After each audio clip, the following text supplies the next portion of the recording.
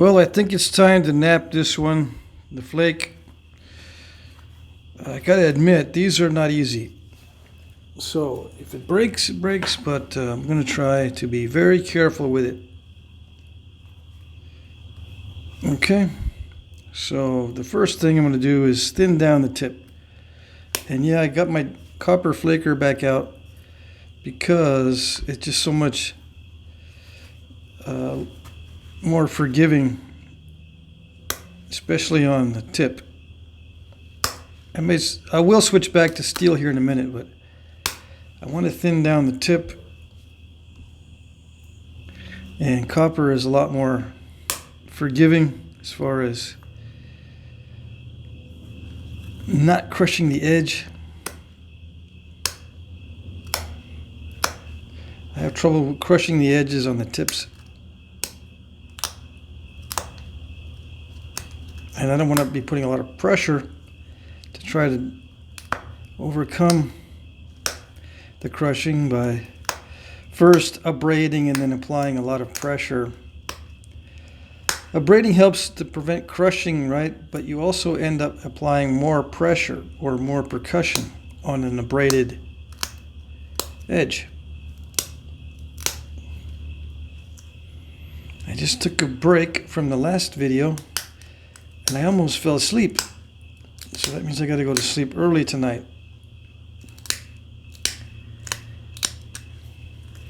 Yeah, I've been staying up kind of late. Just FYI, it's not Flintknapping related. It just happened that way.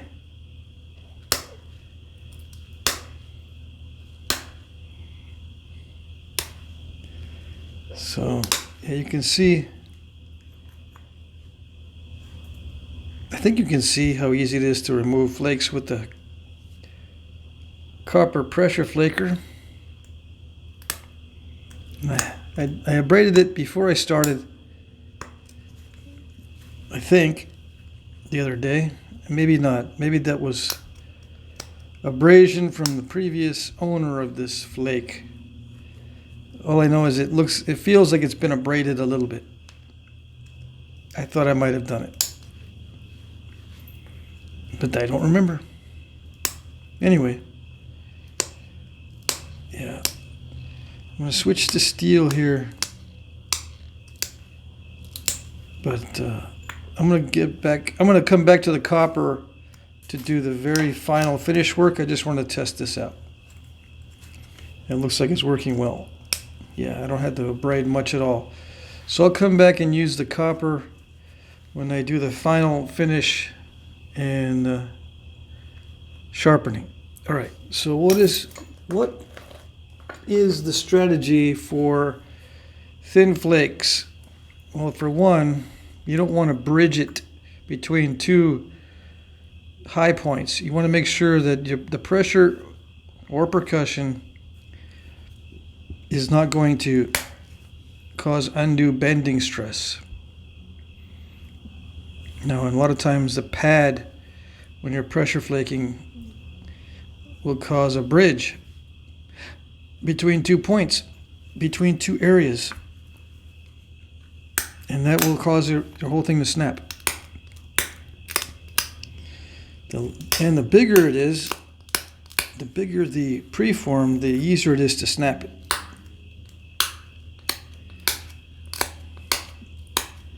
This is about the largest I would care to nap. Let's see, I do have my tape measure.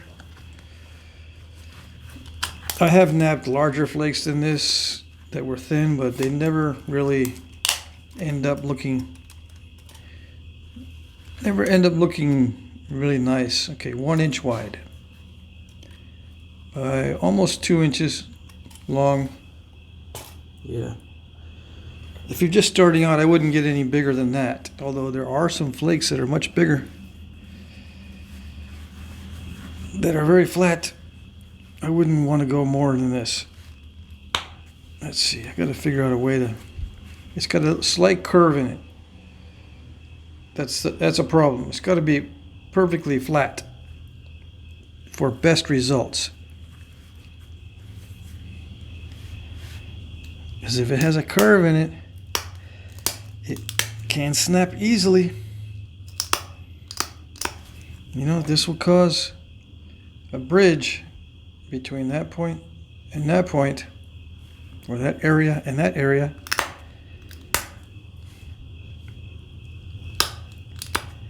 I'm going to take it back. I'm going to lose some of the length.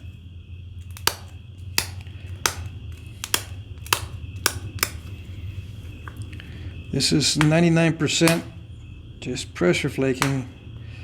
If I see a percussion opportunity, I might take it, but I don't think any of these areas on this particular flake are thick enough for a percussion flake. It's all going to be pressure.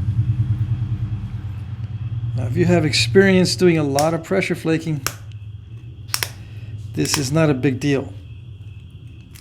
This is only a big deal for new guys who think that if they can only find a good flake, they can just nap around the edges, which is true.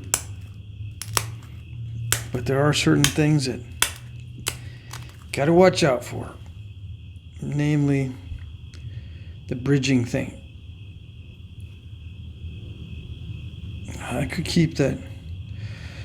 Personally, I could keep that curve in it, and I don't have to worry too much because I know how to deal with that particular issue.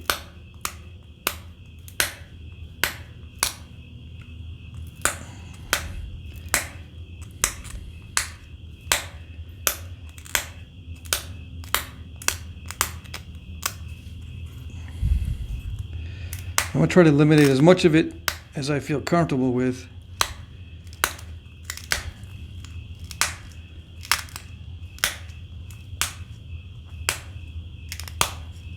You can see how I'm just pushing mainly downward and just progressing along the edge.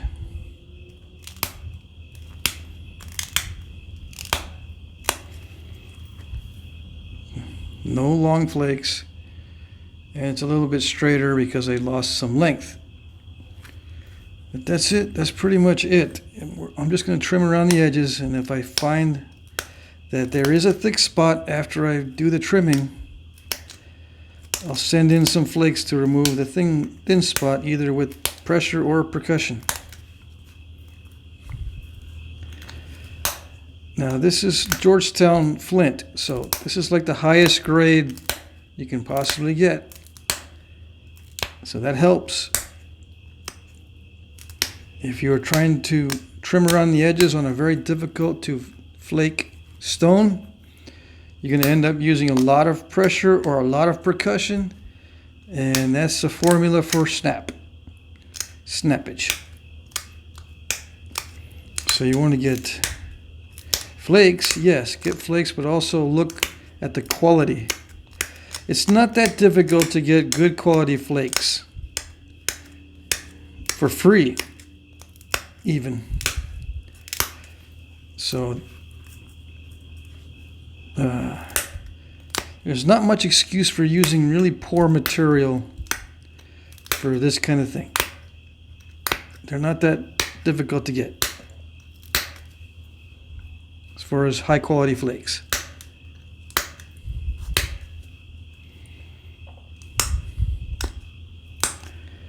This technique works on glass as well.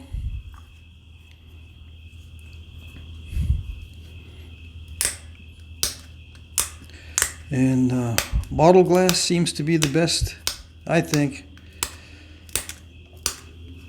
Window pane glass is the worst, some of the worst stuff because it's so brittle. Bottle glass is a little more flexible. I don't know what they do to it or why it's like that. It's just good. Except for the clear glass in the bottle form or window pane form or any form at all, the clear glass seems to be not so cooperative.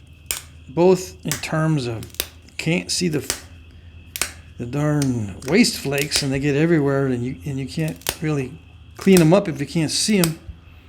And number two, it snaps so easily. Just when you think you've got it finished, you want to take a few more flakes, it'll snap. Why? I don't know. It seems to be manufactured in a very cheap way or something, that they don't care if it breaks in the manufacturing process. They don't care the finished product. They don't care if the finished product breaks. So they don't use high quality stuff or something, high quality silica. I don't know. Or making it clear does something to the whole thing, the properties of the glass, that makes it more brittle. I don't know. I haven't really done any research on that. Maybe someone can shed some light on that one. Or maybe I'm wrong. Just in my experience, I've snapped a whole bunch of clear glass. Just by coincidence. Just my luck.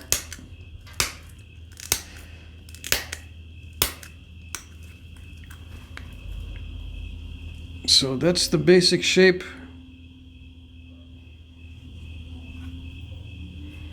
I don't need to do too much more to it except to take out some of the bending,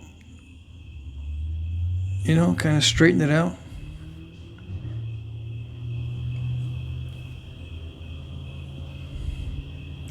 But edge quality is the thing on these. Just make sure you got a good edge.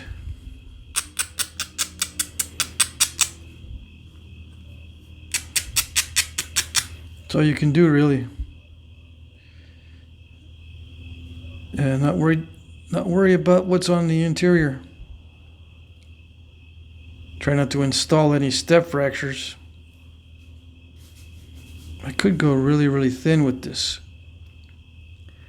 So let's try that. Let us try that.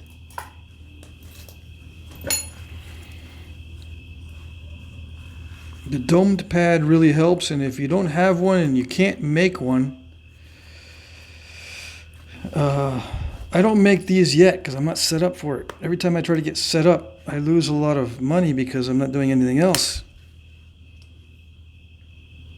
So I gotta switch back to doing stuff for the auctions.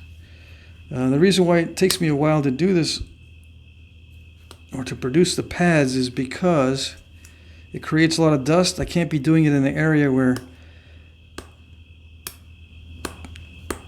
there are people roaming around. Like it seems like every spot that I got, there's people roaming around.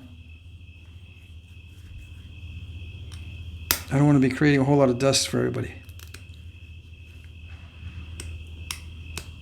because it requires a lot of sanding on the wood. I have to make the wood domed, and that requires a lot of sanding, a lot of time, a lot of noise.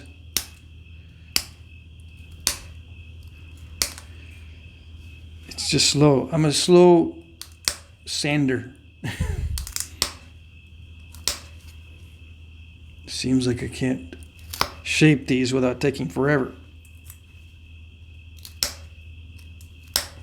Okay. That's my story. Sticking to it.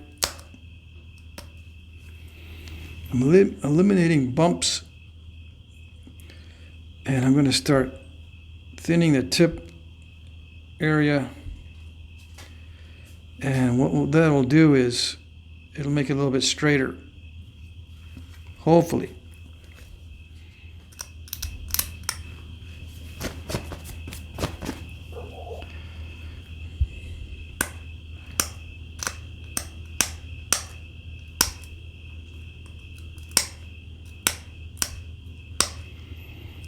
So it's important that I get the edge prepared properly, because I'll be trying to do a thinning pass by sending in flakes. Yes, a thinning pass on this really thin stuff. If it was really poor quality material, I wouldn't even try. It's good as it is. But since it's good quality stuff, I'm going to take the chance. Oh yes.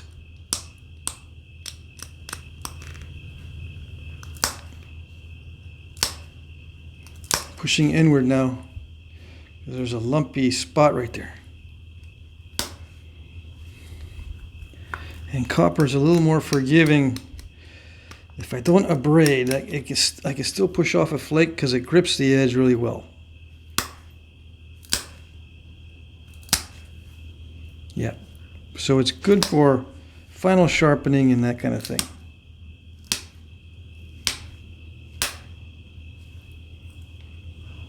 Why am I working down here? I'm just doing a pass. All right, now I'm going to do the tip. I gotta do a little more edge prep. There's still some delicate areas, so I'm going to take them off with the flaker and not the abrader. Why? Because this is like the last pass. I'm not going to do very many passes, so I want it kind of sharp. If there's a lot of abrasion on it, I might miss a spot and it won't be sharp. And then I have to go back to it, you know, and risk snapping it. The more I flake on it, the higher the risk of snapping it. So I don't want to flake on it too much. All right, here we go.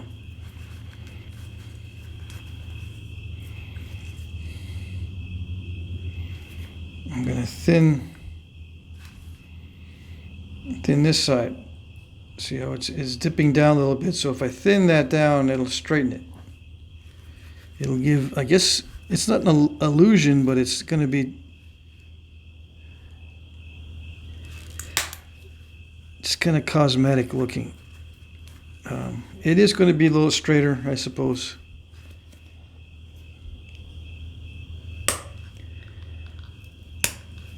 And we'll see.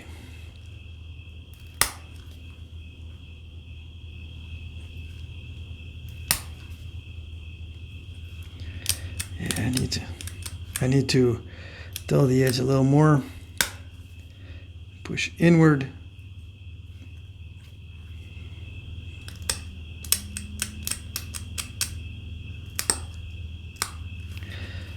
Try to limit the number of flakes. If I do too many flakes, it becomes dull.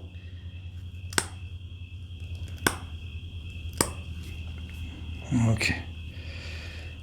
It does grab the edge, but still, you can still have problems.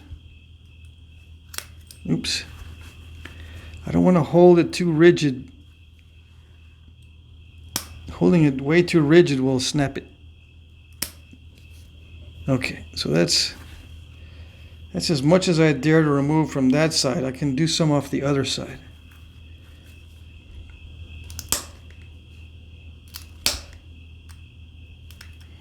I'm just going to even it up.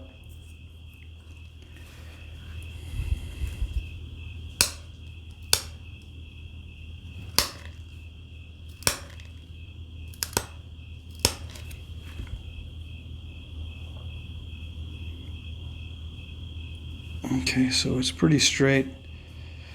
I got to go back and do the in-betweeners.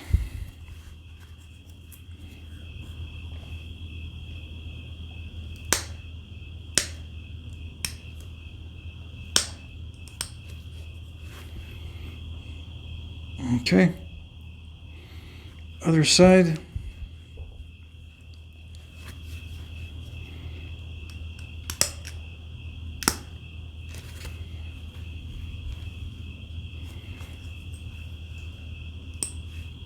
I'm kind of doing this at random. As I see a lumpy spot, I'll try to get rid of it. Just randomly doing it.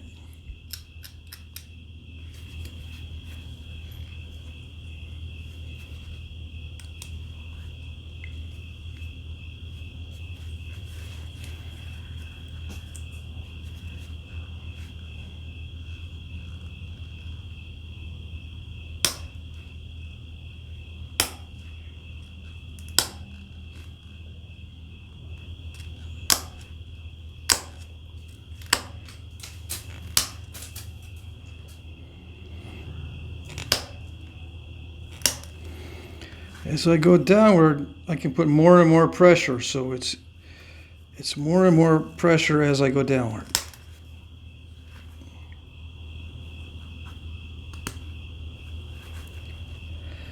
Let's see if I can remove that step fracture. Yeah.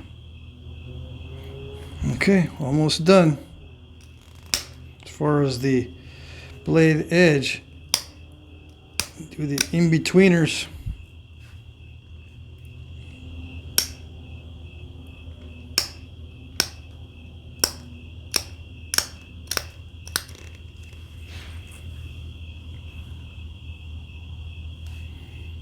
So it's a little bit straighter. Okay, and then maybe work on the symmetry a little bit. It's a little bit off.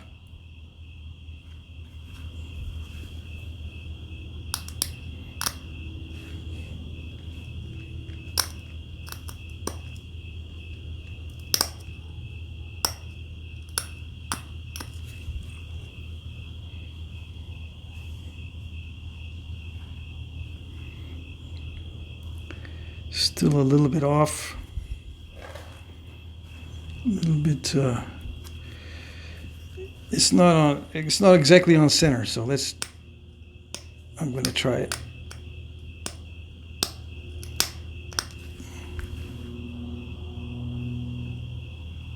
All right. So that one side looks okay. Now the other side has got a little bit of lumps on it.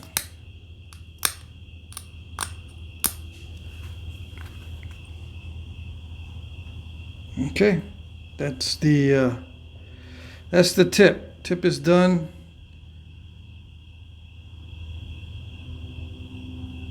I'm not going to worry about the interior. All I wanted to worry about is the edge and the notching. I am going to notch it, yes. So a little bit more on the edge on this side.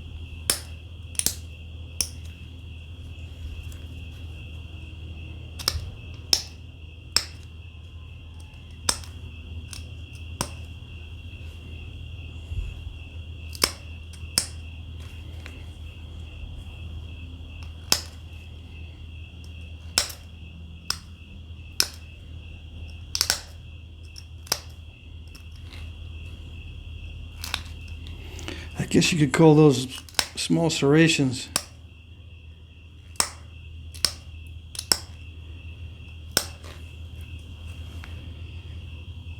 Okay, so notches, let's see. I guess side notches would be the easiest. Do I want to do low side notches or high side notches? Let me see. Mid-range side notches. Yeah, it doesn't really matter.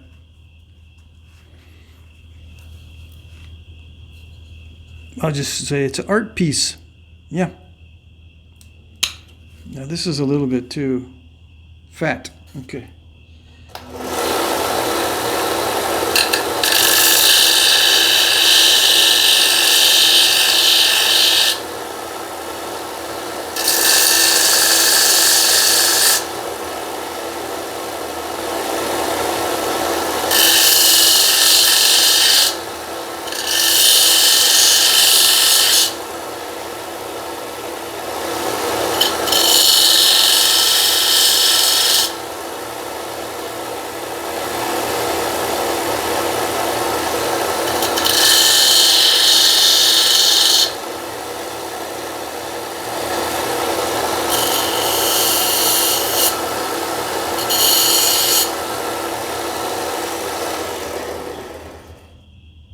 It's a little more narrow now, but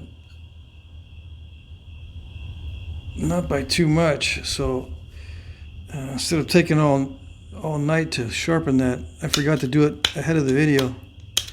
I'm just going to widen the notch out.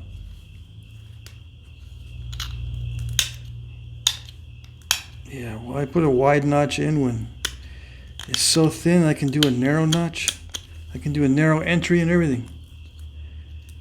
Yeah. Oh well. I forgot to do the narrowing of the notcher.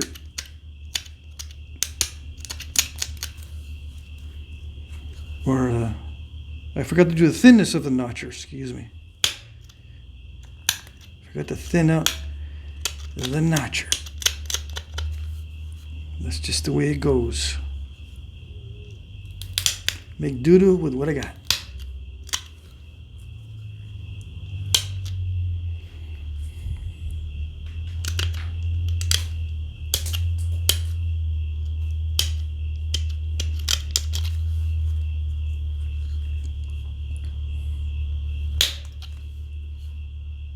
Nice pop out.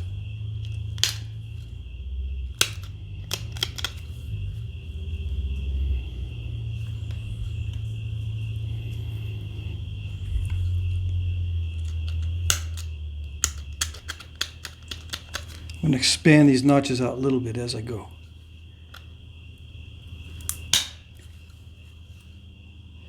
Nice pop out.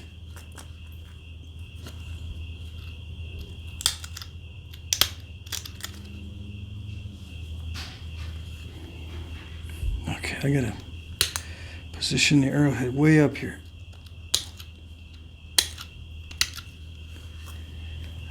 I did hit the sides a little bit, or the top side. All right, the next, I'm going to do what I should have done on the last video, or one of the last videos where I was notching. I'm going to mark it.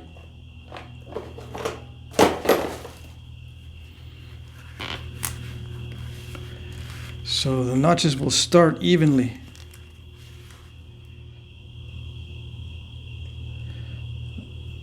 Let's see, viewfinder. Come on, pen, don't fail me now.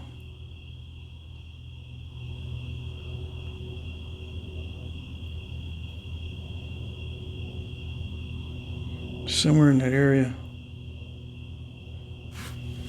Let me see if it'll mark better.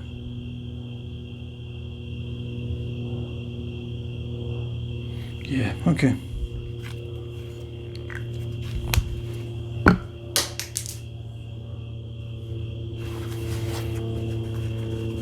Yeah, seems a little high to me, so that's probably right. I'm gonna adjust as I go.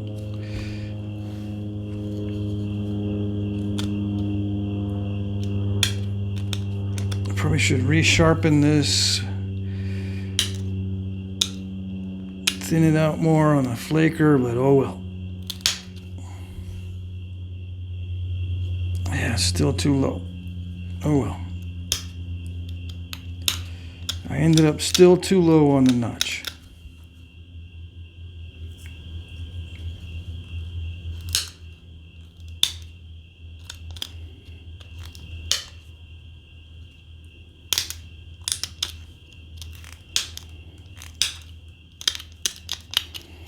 Well, a lot of times the real ones were not symmetrical, so there you go.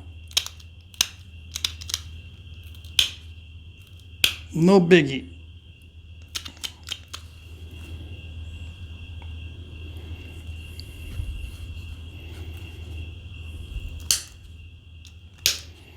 None of this is heavy pressure at all.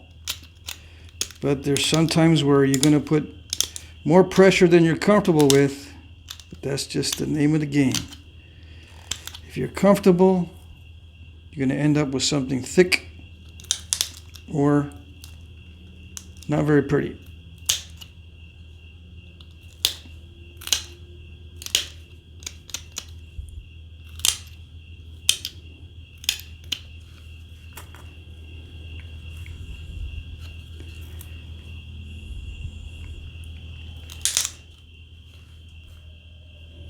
Yeah, nice little pop out.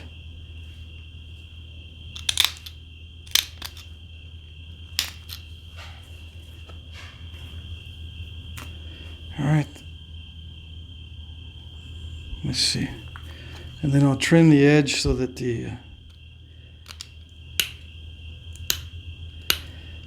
The notch looks a little better. And this is just the cosmetic part that a lot of artifacts have. They trim around the notch opening to make it look like it was more difficult than it really was. Why? I don't know.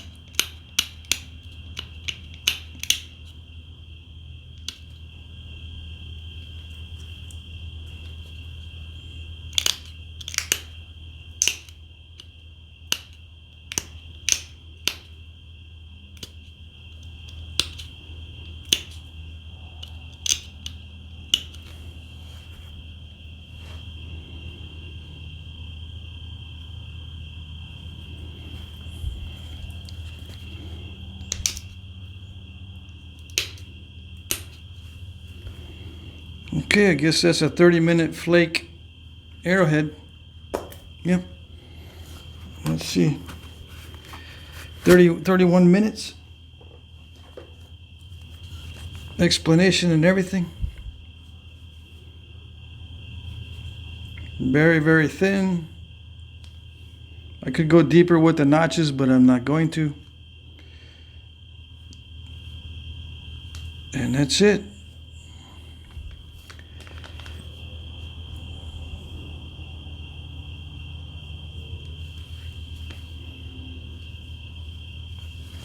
Trying to get a good shadow, but I can't get a good shadow shot. It's semi-translucent.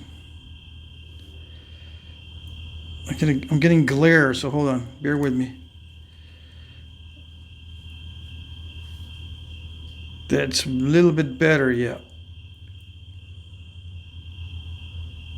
Alrighty.